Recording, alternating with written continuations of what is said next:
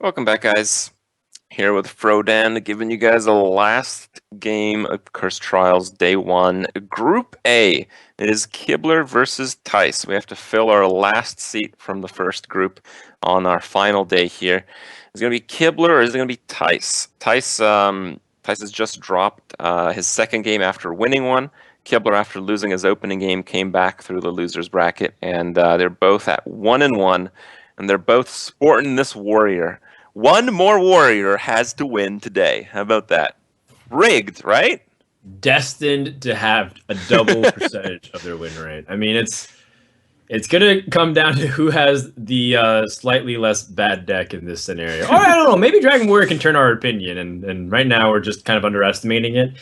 Maybe the second half of the players tomorrow can show us some new stuff, but I'm pretty excited to see one of these guys go through. Not only are they both playing Dragon Warrior, but they're both playing Dragon Priest. Yeah. And there are some late game cards in both players' decks, which will lead to some really fun stuff. I'm looking at Nefarian, Onyxia. I'm looking at Ysera's. It's going to be a good time. Yep, should be a pretty good time. That third deck, though, Thijs has the Druid and Kibler has the Shaman. So far, we've seen Druid dominate a little bit more. Thijs has probably the most experience playing Druid than any other player in the world. And I feel like Shaman matches up a little bit worse against these like life buffer classes, like the Priest and the Warrior, than Druid does. Druid's more of a mid-range deck, and the Shaman is more likely to burn out. We also know that Thijs is running Harrison, so Thijs is also teched much better against Kibler. So I think this is Thijs's round to win, but well, being Hearthstone, anything goes, man. Anything goes. Well, in this case, you know, it's pretty much Druid and Shaman goes, and then the rest kind of follows suit. But we do have some differences with the Druid and the Shaman here. Thijs choosing not to run Shaman, and instead trying to capitalize on other people running Shaman with his Dragon decks, and then Kibler doing the same, but trying to catch the Druids, which is not working out all too well. No. So, well, we'll see.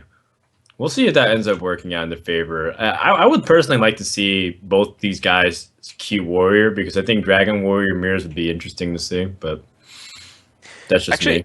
You mentioned how we have to double the win rate of the Warrior, but that's actually not true. Technically, one Warrior could win, but the other Warrior could lose like 3 times, and the Warrior that wins could lose twice before it wins. And these are very possible. Yeah, and both could win. Let's not also put that out of the equation, Krip. They both could win independently of each other. Okay. Allow me to dream. All right. Well, it is Druid versus Priest. We know it is Kibler on Priest, as Kibler did not bring a Druid deck to this tournament. My greetings. A good hand if he picks up a dragon. Otherwise, not so much. He has a couple turns. Ooh. He has one more turn. I think Northshire turn 1 is reasonable. Is someone injured? The thing that you're very afraid of, though, is as a Druid player in the past, was when you play the Narnassus Aspirant, you were always afraid of a coin valence chosen, but that's not possible at all. Well, assuming, you know, Kibler has honored his commitments. Oh, that's pretty good. Oh, yeah. You can actually coin the taunt here. I think that's a reasonable play, because you're not going to be playing that dragon next turn anyway. So you don't need a coin next turn. And if you don't need a coin next turn and you can play something this turn, you should be doing that. Looks like Kibler officially has brought in some reinforcements and is playing 2v1 against Thijs. I think Shiro also probably was double checking all the deck lists to make sure that, you know, there wasn't any light bombs in Kibler's I wonder what happened with Crush. Is this still in there? I think they forced him to change it after the match. I feel like it gives him an edge, though. It could, because now he's seen some decks. So according to the admin that we're reading in the chat right now, he had to remove it after the series, but it's not like he's had to remove it and can't play with it. He actually has to replace it with another card, because that's what Hearthstone decks force you to do. So it could be just an honest mistake. Maybe he had to replace it with Wisp. That would be pretty funny, in my opinion. I do feel like if every opponent was asked if he should replace or keep Crush, every opponent would request him to keep Crush. I don't know. Dragon Priest and Dragon Warrior on the other side. Crush might have some legitimate use in those control matchups. I think you're correct in this one case. I think you're right. What to do? All right. In the meantime, guys, taking a look at Thijs' hand. Again, we lost his webcam because he was having some internet issues. He's just going to try to see what best can stick to the board so he can hit his 7 mana play, or in the best case scenario, 8 mana play. However, Kibler has access to some of the best removal in the game in Entomb, especially if the matchup goes long enough. It's going to be... What is that going to be? It's going to be like a turn 4 Ragnaros versus a turn 5 coin Entomb, perhaps? Yeah, he's gonna kill off the Ashman for sure. But I mean, I'd still consider entombing the Ancient of War as well, because it'd be just too big. Yeah, for sure. No, that's definitely happening. Well, hold on, maybe not. Is there a merit for a swipe here? It's a pretty weak swipe. Yeah, I'm looking at it as well. You would give up your entire board, and then you don't get to develop. I like the Ancient of War a little bit better. Yeah. Coin Entomb. And Golden Entomb is freaking awesome. Look at that. No, don't leave me. Is he going to play into swipe? I guess so. I guess he doesn't have a choice. I mean, the nice thing about playing into swipe, so to speak, is that if they do it, they only have 3 more mana to develop anything. So you get proactive onto the board, which is very good because you have a lot of things to replace it. You have a second Twilight Guardian because you picked up the Azure Drake, and you have the Wormrest Agent as well. Swipe works quite well. Also because it counters the ball from doing much. Yeah, but now you have a full board clear. Like, you can just do whatever you want. It's going to be really good. Brand Bronzebeard has an opportunity to come down as well, so that way your battle prize following would be really good. I like it. You like it? Yeah. It just gives more value to your hand, and it's one of those things once again where like whatever you pick up gives you more options. Like you can play. If you pick up another dragon, you can Azure Drake for 2 cards, and you can get Wormrest Agent. Or if you don't have that, you can just play Twilight Guardian, make it a Druid the Claw. It's all these different stats buffs is what really gives Druid fits. Here's the problem though, he has no answer to Ragnaros. Oh, no, I think that's the best case there. I think that stops the extra draws from the Azure Drake and the extra stats from the other minions. Yep, that was really good for Thijs. Oh, 1 mana off. Do you drop the second Wormrest Agent? I guess so. As well. I think we'll see potentially a combo here. That is a very clean Force of Nature Savage Roar. 4 health spread across everywhere. Yeah. I'm down. Yeah, it's just Ragnaros doesn't really get much value. You get a little bit of damage on face, but moving your opponent's HP from 26 to 18 with that hand. Ooh, I feel like the Druid's gonna have to draw into card draw. I wield the power. Man, that Blackwing Corruptor is also pretty threatening. But Druid can swipe and play Emperor Thaurissan. And Kibler's in this pretty... I like the Wrath. Oh no. Uh-oh. I think Wrath on draw might be better. Because it's not a heavy enough card. Swipe is not likely to be very good anymore, because there's not that many small minions left in the deck. Yeah, so I like single target removal. Yeah, I like the swipe there, just because if you draw badly, you can cycle with Wrath.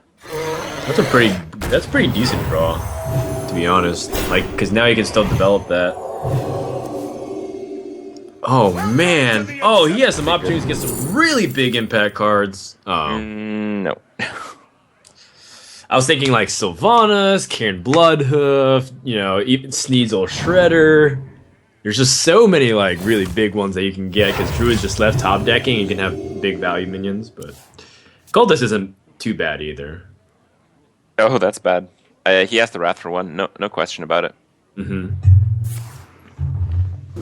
He can still remove the Twilight Guardian. Yep. That's Not good. bad either. Oh, that's amazing. Yeah, I think he was looking for Ancient of Lore, but still works.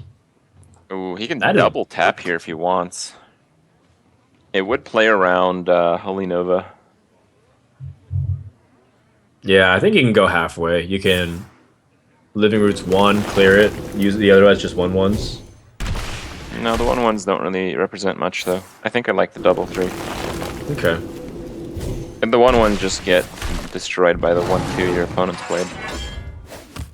Oh, I was assuming you're gonna kill the 1/2 by doing that, but you can't do that if you do the Living Roots. You're right. Well, we have an interesting predicament for Kibler. Yeah. Kibler has high value cards, but they're just low impact for the next turn. And he looks like he's going to take a lot of damage here. Yeah, I guess the nice thing is that Druid has no cards, but the moment Druid picks up something like the Ancient of Lore, or even another opportunity to draw like Twilight Drake, it's just going to be really hard to fight back.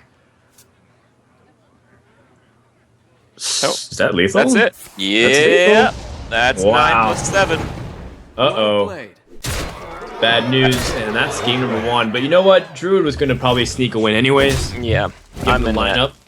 But I think Kibler can't be too upset given the circumstances of stuff.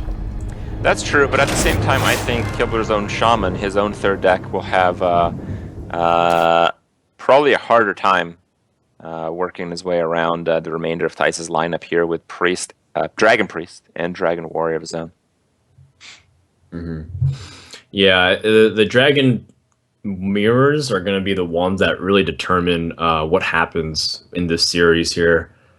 Specifically, though, I think that the tech choices are going to be the ones that are going to be impactful. Thijs seems to have like the Farseers as a way to fight against aggro, which isn't going to be as effective against some of the larger minions, but it will be impactful if he can keep the board intact. So I think it's all about the usage of how his tech is going to differentiate from Kibler's. I think another big factor here is the Priest brought by Kibler has the double Entomb, and I don't think we've seen Entomb in Thijs' Priest. And in these control games with not many big minions, Entomb is like the win condition. Really, it's extremely powerful. Yeah, Entomb is definitely one of the MVPs, I think, of the deck. Assuming you draw it, and assuming you draw the card off the Entomb, but it could go that distance in that. One of the things to consider too is that there's just card Trueheart in this deck, so it could be one of those games, Krip, where Warrior Welcome to the plays grand tournament. extremely passive.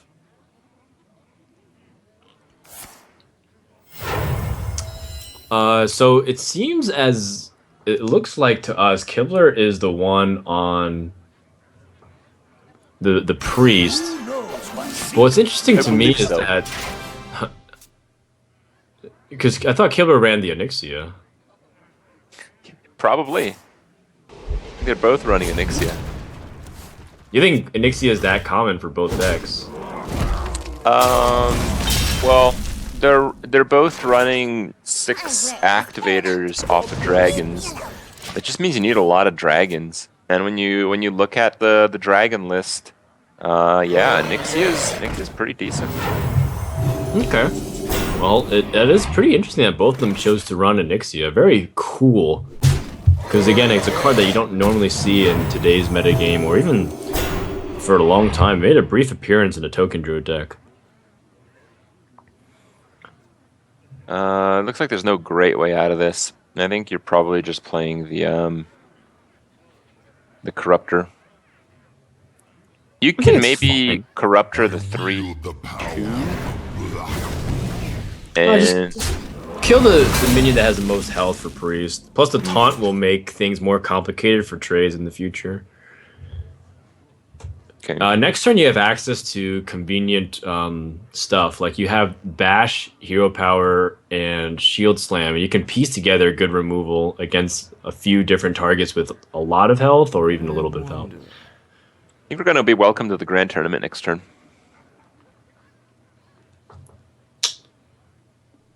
Yeah, it's looking like that's definitely an option. It depends on what Kibler wants to develop here as well. But I anticipate that he probably plays the Twilight Guardian because that puts the biggest stop on protecting his Blackwing Technician. And the Dragon Priest is completely predicated on being able to establish a board that can leverage the Priest hero power. So you just want to keep these minions on as much as possible. You don't want to trade if you can avoid trading and losing your minion, you just want to choose that line. Even 3/1s, healed up to 3/3, and etc. Ooh, pretty tough spot, though. Well, you can Fiery War Axe, Bash, and Shield Slam for board clear. I think that's probably the better option, because again, Priest can't use its hero power effectively then. You can keep the health on the Blackwing Corruptor, but I guess he feels that with Shield Slam in the hand and Justicar inevitably going to build his armor count, Shield Slam becomes much higher premium removal. Yeah. Alright, all these like super small minions, they're going to do just fine at oppressing this board. He's so going to have to annoying. get something more, though. Like, these North Strats need to get some kind of value. If the North Strats just die and Kibler gets like a bad draw or two, he's just going to fall behind based on the fact that he doesn't have any solid minions. Exactly, and again, Priest has no use of its hero power at all right now. Someone injured? Unless he wants to heal the 5/1. Oh, okay. Okay. Alright. Go with this route. It helps you get cards in. And with this, hopefully one Northshire Cleric survives, giving Kibler the ability to continue to draw cards. But I don't think it'll survive at all, especially not with that Blackwing. No. Draw. No chance. That Corruptor's excellent. Wow. And he kept the Blackwing Corruptor alive for his opponent. Healing it. Well, yeah. You can heal it again next turn. Oh man, completely punished. Yeah, this is not looking very good for Kibler right now. Yeah. Oh no, this is not what you want to be playing right now. This is when you get the Pit Snake. You don't even need a Pit Snake. It's bad anyway. Let's see it. His other option is to play the Blackwing Technicians, but that thing gets bullied pretty easily. I don't know if you want to defender that either. Yeah. Well, if you assume your opponent has nothing, Technician Argus works out okay. Sure. It's pretty reasonable. You see, by playing this, you know Bash and Fiery War Axe has been used, so he can't conveniently remove this very easily unless he drew the other copies of it. I really like the Emperor here. Really like it. You're almost guaranteed for a 2-turn Emperor, and if it doesn't get a 2-turn Emperor, it's probably going to get like Entombed, and you're okay with that as well, because usually a card that's Entombed is drawn much later in the game. And much later in the game, an Emperor would actually suck. Oh, he gets to keep a bigger board. Well, that's going to probably work out. Oh, there's Entomb. Right. Is the board good enough to bait it? I'm not sure that it is. No, these are definitely not the targets you want to entomb at all. Even though sometimes you do need to in the stages where you would die if you just leave them on board. But you're looking for higher priority targets, and you know that your opponent has like bigger minions. It's a Dragon Control Warrior deck. Mm-hmm. My work is paramount. Ooh, I think he's going to pass after this play. And that means you have a couple options as the warrior. You can either trade and play Onyxias, or you can start gathering Justicar value and Shield Slam something for 6. That seems pretty good. Interesting. Man, there's definitely like a few lines here that you can take here for Thijs. The Weaponsmith is 2 mana inefficient. You got to play something bigger than that. Yeah, but I was thinking about what you were saying of like how long will you hold on to Thorson, and there's definitely a line you could have taken as well with Thorson. I do like the build the board mentality though, because like you were saying in the very beginning of the cast, without Light Bomb and now that you saw a Holy Nova, Priest is going to struggle to get stuff done. Oh man, so that's Good. one of the best 1/2 cards you can ask for in this situation if you're Kibler. Pit Snake! Pit Snake! Pit Snake! No, I'm gonna say Blood In. Pit Snake! That's on the other side of stuff. Pit Snake! Take you down with me. Whoa! Oh, it's not Pit Snake, but it's the worst possible thing after Pit Snake. Yeah, it is. We've all been there. Weaponsmith and the Emperor here is pretty good to just control the state of the board. I really like Onyxia though. I wonder. Yeah, because like, okay, if you Onyxia, he has to trade into your 5/2, right? So that's still fine. You just finish it with Whelps next turn. Yeah, that's a good point. And then you have a lot of proactive like damage on the board. The nice thing though is that you get to develop Nyxia with something else as well. So you improve your mana efficiency over the course of 2 turns. Alright. Well, very similar play here. And the Entomb. Yeah, but he's taking a lot of damage right now. Well, I would assume that Kibler has 2 Entombs in this priest deck. Most likely, but he's already played 1 Holy Nova, and I don't imagine he has much else in terms of board clears. Second Holy Nova is probably it. I don't think you run Pyromancer normally. Kaka did run the Pyromancer back at BlizzCon last year. Someone's got Pyromancer. I think it's actually Thijs. I think Thijs is running Pyromancer in his priest.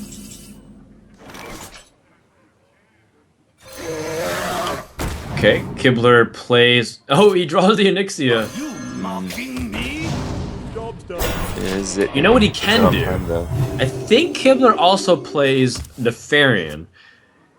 And Nefarian can draw a lot of spells which give access to board clears. So there's I'm looking at like the 1 damage AoEs, I'm looking at Brawl. You gotta believe, Krip. I think I would have played the Armor Smith. I don't think the armor is that consequential, and Just wants more damage on the board. than doing this. Yeah. No, this is much more damage. So. Oh. Yeah, I definitely like this. I mean, this is actually the correct play here.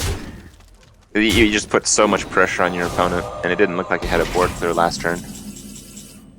18 damage on board. And that's going to be it. So it looks like Tyson jumps up to a 2-0 lead. Kibler tossing out an emote, but it's going to wrap it up. And The Warrior is won! the Warrior has increased its win rate. And if Kibler loses one more time with Priest, for example, the Dragon Warrior doubled its win rate.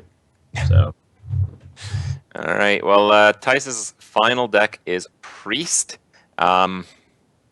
I feel like the Priest deck probably matches up quite poorly against Kibler's Priest deck because the tech choices favor anti-aggro rather than control, and I don't think either deck can put down enough pressure to, speed anything other than a control game. So I think Kibler should probably just queue up with Priest again. Why not? But he does have a very long climb here. I think both the Shaman and the Warrior are going to struggle a bit against the Priest. And I do believe it is the Priest that has Pyromancer, as well as Harrison Jones once again. Right, the Harrison Jones, definitely the right call there, because he did it against Amnesiac. So not going to be really impactful in the Priest mirror, but a couple of these interesting tech choices will be the ones that differentiate them. Remember that Thijs has things like Farseer, Kibler has like the Defender of Argus. I wonder what cards like Museum Curator are going to be able to dig out too. Some of those cards that might be available could be super problematic. All right, let's see what To the exhibit. the exhibit has for us. Oh, Major Domo. I don't think that's the right card, but Toshli will probably make a pretty big impact. yeah, Toshli is great body. Has spare parts which are pretty relevant with a lot of the things. You can add a taunt. You can get that extra damage in to keep it out of range for Shadow Word Death or Pain. Well, he hasn't picked one yet, so okay. No, you think he's really picking Major Domo? I mean, against Priest, that's probably Major one of the Domo- classes that you can get away with. Yeah, Major Domo is crazy good if your opponent never has any burst whatsoever. Are you And mocking me? yeah, that's where we're at right now. Actually, I think. I mean, it's one of those things where you have to think, if you don't pick it against Priest, what class would you ever pick it against? I guess the answer is you never pick it, but Well, yeah, not all cards are created equal in the world of Hearthstone. what about the play where you play Major Domo into their Sylvanas so that they steal it and then you can kill them? Yeah, a few times. Well, right now, this is typical of a Dragon Priest matchup where you basically have a bunch of minions with a lot of health and small attack, just keep bumping into each other. And then the big defining things are like how you can swing the board and grab a bunch of tempo. Cabal Shadow Priest is really good. Surprisingly, Defender of Argus might be one of the big MVPs here. To really put a strong minion on the board. I must consider. Because the difference between keeping these minions at 1 health and dead is just night and day. I think attacking might be a good idea there. I guess not. I think attacking. Whoa! I think attacking plays around Holy Nova just fine. Dude, that Shadow Word Pain is such a crazy draw. Because now you can Shadow Word Pain, trade into the board, and then play the Schnorrshire Cleric, coin, and heal. And that gives you a card, that gives you board initiative, and you're still also safe from Holy Nova. Oh my goodness. That's nasty. Kibler has only the Azure Drake to play, which isn't very good for 5 mana, but it's also his last dragon right now. It's like, what if Kibler played Defender of Argus last turn? I don't know. Maybe it wouldn't have changed anything. Probably wouldn't have. Considering that but that Shadow Word Pain was just so crazy. Oh man.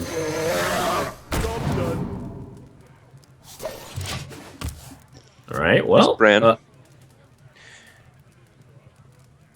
Bran into I guess wield the power. nothing else. Like Dragon, the Blackwing Technician becomes a 4/6, but you're just falling too far behind the board. And one of the ways you could climb back in the past was like maybe Light Bomb, but there really isn't such a thing anymore. Yeah, and killing off the taunt just makes it so Thijs can apply more pressure after getting Caballed, which is exactly what happens. I don't think Thijs actually cares that his North Star was stolen. I think he's just playing the pressure game from this stage. Well, he definitely doesn't care now. Sure, I'll just get a new girlfriend. He could just clear completely. Yeah, definitely go for that. I was thinking of Power Word Shield, trade the 5. Well, I think this is still reasonable, for sure. You that way you keep the most health onto the board, and ultimately more health means stronger abilities to pick up future trades as well. Because Dragon Priest doesn't have access to a lot of like burst heals. It doesn't really often run Flash Heal or Light of the Naru, or Circle of Healing. So I think if you can try to conserve health where you can, I guess Farseer is one of those exceptions. And he's gonna get 2 Farseers, I believe. Yeah, looks like it. Man, what a board here from Thijs. And Kibler looks like he's on his last turn here in the tournament. Well, he gets the Super Argus here, which is pretty good. Look at that. Oh man, actually I spoke too soon. You're right. I didn't see the brand with the Argus hyper value. Yeah, Thijs is gonna need a little bit more to get past this. But he can pick up Shadow or Death. He can pick up some kind of way to clear with a few removal pieces. Let's see. How much damage can you really push out here? Not too much, unfortunately. No. You can probably draw first, too, just in case you get, like, Holy Nova, maybe? Oh, he's gonna do it with the Drake. Okay. That's also reasonable. Oh my. Holy Nova. I don't think that would have... Would have been. Would have been lethal? I don't think so. I don't know, but it would have been insane. No, because he doesn't have the spell power. If he had the spell power on the Holy Nova, it would have been, you know, just absolutely bonkers. But as a result, he doesn't, and today he's just gonna play board clear. Bran goes down once again. Toshli for the freeze effect? Possibly? No, you can outblast the Blackwing Corruptor. Yeah, the Corruptor's good. You just can't play anything else with it, really. You'd have to just heal yourself, but... Yep. And that means Thijs would be a couple of damage off lethal, I believe. Yeah, he's 2 damage or 1 mana off. Oh, one damage because of the spell power, right? Oh, no, 2 damage, you're right. Yeah. So, I guess he already uses both Holy Smites as well. Okay. Wow. Really proactive to try to kill off that Azure Drake. Avoid any opportunity for your opponent to kill you with spell power. Makes sense, too, because this trades into the best into the board. Mm-hmm. Power Word Shield first. No dragon is the thing, yeah. And if it picks up a dragon, it's a big deal. It does not. No. You can also heal to draw a card as well. I wouldn't mind that. That belongs in a He just wants more stuff on the board. My work is paramount. Okay. Also reasonable as well. I mean, he's can just pick and choose however he wants to end this game. Wow, spell damage, Holy Nova, but no, it's not going to do it right A now. little bit short. Feels Flame Strike. Different scenario. It had 4 damage to everything. It actually might be like I wonder. Toshli time, right? Yeah, I think it is Toshli time. I think Toshli does better than the Holy Nova here, and Holy Nova is just going to get better and better because Thijs is obviously going to keep going face and keep playing stuff. Mm-hmm. Oh, if he had 2 Holy Novas, that would have been a different story. Mm-hmm. From the very beginning, because you could have Holy Nova twice. So he's gonna kill this off and play Nova, or is he not? He's just gonna heal and play the dragon. That's gonna mean a card draw for Thijs because of the way the sequence works, and that's also gonna be the game. Yeah, that's game. Valiant effort here by Kibler. Way but game. Thijs- Oh, see, there it is, the Pyromancer. He does have the Pyromancer. I thought he did. Just got to verify it there. And I think that will matter. Because Thijs will advance. Thijs will be our last seed for the final day of the Curse Trial Tournament. And I think that Pyromancer is going to mean a pretty big edge against future Shaman players. Yeah, really scary tech that's included to kill off some of that aggro. And again, a good nod from Thijs to realize that he needs to balance his deck with killing off those shamans, killing off even the early game living roots from Druids. Like those things can be pretty problematic. So a nod to Thijs for have some pretty solid deck building. And Kibler also showed some pretty fun stuff today. You know, I'm not going to be mad at whenever a guy wants to bring some hungry dragons to the table. Those are always But no Druid! But no man. Druid, the ultimate decision that could have compromised him, but ultimately it wasn't the Druid's fault. He just lost 3 games with his priest deck this series, right? Yeah, and I think he had some decent matchups in there. I think he was favored against the Warrior. I think he was favored against the Priest as well. It just didn't happen for Kibler. And, well, maybe next time. Maybe next time, indeed. Guys, we are done with day number 1. It was quite the sprint. We just went through every match. Not many long breaks at all. Just kind of back to back. Tomorrow promises to be pretty much the same exact thing. We have winners round 1, starting off with RDU versus Firebat. That's going to be pretty cool to see if either of these guys got something unique. I heard some interesting stuff about the decks for Group B. Then we have Savitz versus Kalento, Oskaka versus Super JJ, and Life Coach versus Zalay. Out of those 8 players, 4 will advance. So we're done. Krip, do you have anything you want to say before we wrap up? Nope. Just if you guys enjoyed the format, if you guys enjoyed the rest, make sure to tune in tomorrow, as it will be a lot of the same, but the differences should be pretty spectacular. Cool stuff. 11 p.m. PST here on Amaz's channel. Thank you so much for everybody who tuned in for the entire time. You guys rock. Appreciation also to the sponsors of Geek Fuel and the Curse Network. Also, a big shout out to Hearthpone for their support, also being within the Curse Network. Good stuff there. Thanks so much for everybody watching. We'll see you guys next time to see who is going to be in the finals of the Curse Trials.